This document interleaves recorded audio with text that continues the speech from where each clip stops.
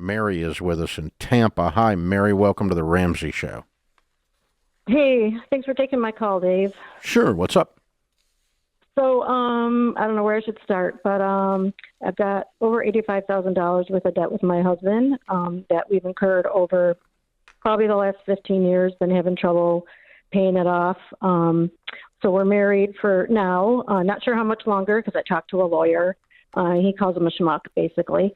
I've The got a high school lawyer or your graduate. husband? The lawyer calls my husband a schmuck. Oh, that's nice. Okay. I know, isn't that beautiful?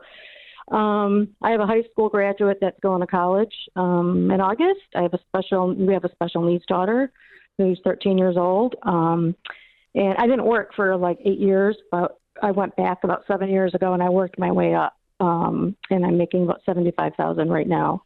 And he's finally, he had his own business, not doing anything, lost our butts trying to sell our house.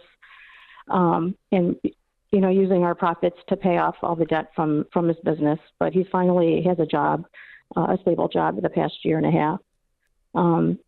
So I'm trying to figure out how to pay off or how we're supposed to pay off this debt and gracefully exit out of the marriage. We're renting it now because we sold our house. We didn't have a choice. Let me stop you a second, okay?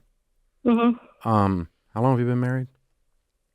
17, 18 years. I'm sorry, longer than that. 24. 20, My bad.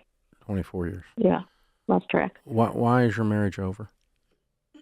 It's been mentally checked out for some time, for many, many years. He worked a lot trying to make money, did in the beginning, and eventually nothing. And then the lockdown hit, and we were able to stop some of the pain of not having money, but I've been working, so...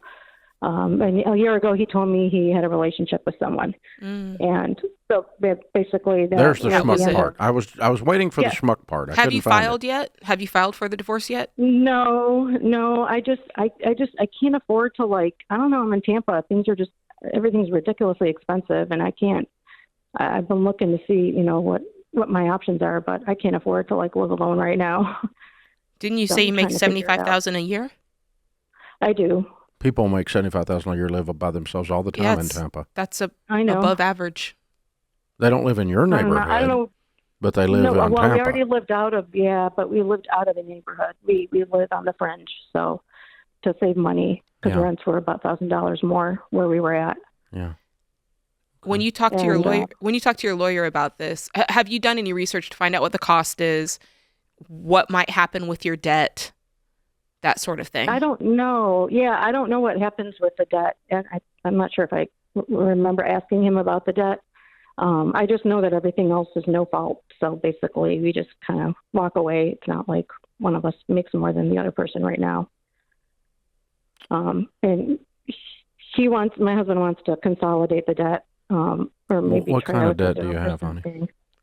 So it's $85,000 in credit card debt. We paid off our HELOC and all this other stuff we had when we sold our house. So we were pretty much left with nothing after we sold our house. Okay, and I guess all the credit card debt is in both of your names. Yeah, the one card's in his and two are in mine. Mm-hmm. But is it about half? Yeah. The two that you have are about 42.5? Yeah, 30. They're all 30 across the board. Mm-hmm. And this is hard making the payments. Okay, so you're $75,000 a year single mom that has $38,000 in credit card debt after the divorce, right? Mm-hmm. And you have a special needs child. Yes.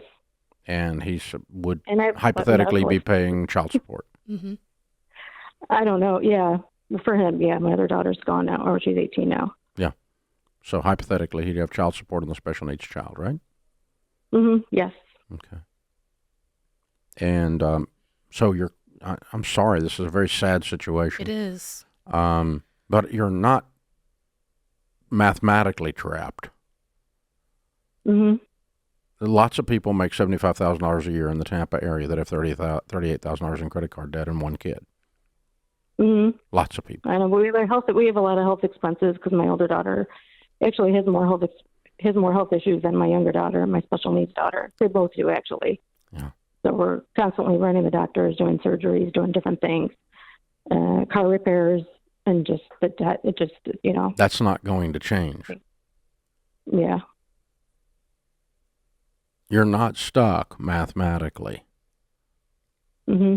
You're not. If you want to be, you can decide you are, but the numbers you've given us has not got you stuck in this.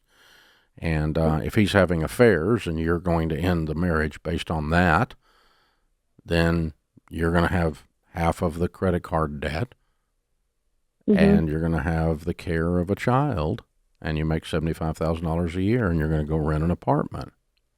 I think I think what I'm hearing is you've never been in a situation where money is being managed effectively, right?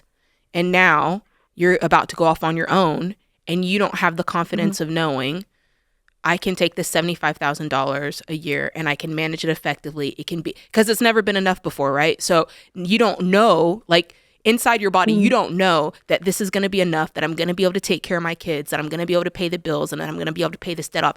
You don't know that. That's. I mean, you understand that the story you told us has you all mathematically with him working and earning, you working and earning, in the best place you've been in probably a decade. Mathematically, you're in the best place.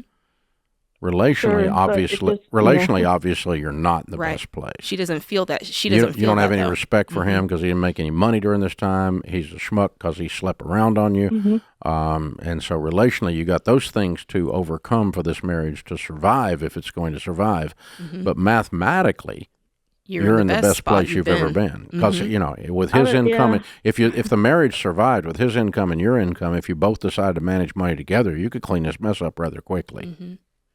But I don't know. We just re-signed our lease. That's $2,300. I mean, and that where we're at, that's like the cheapest that we could get. So we just renewed our lease. That doesn't sound like someone that's filing for divorce to me.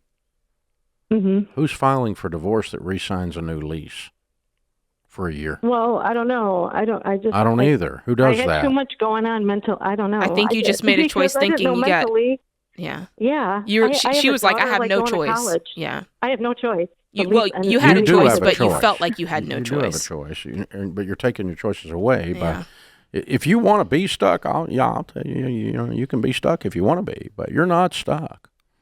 So, I think that you guys could sit down with a good marriage counselor and invest some time and energy into this 25-year marriage and give this a shot. Since you just signed a 1-year lease, I kind of think you want to do that deep down.